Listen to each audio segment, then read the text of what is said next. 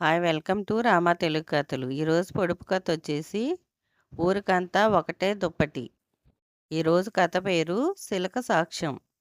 ధర్మయ్య తాకట్టు వ్యాపారం చేస్తుంటాడు. రామయ్య తన కూతురి పెళ్లికి తీసుకున్న అప్పును వడ్డీతో సహా ఇవ్వాలని ధర్మయ్య ఇంటికి వెళ్ళాడు.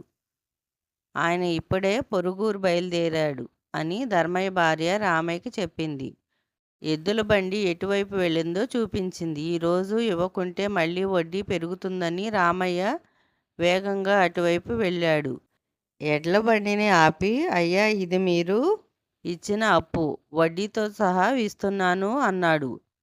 సరిపోయింది, రేపు వచ్చి నువ్వు తాకట్టు పెట్టిన ఇంటి కాగితాలు తీసుకువెళ్ళు అన్నాడు ధర్మయ్య. అలాగే అయ్యా అని రామయ్య అటు నుంచి ముందుకు వెళ్ళాడు. ఈలోగా దొంగలు ఆయుధాలతో రావడం చూసి వెంటనే రామయ్యను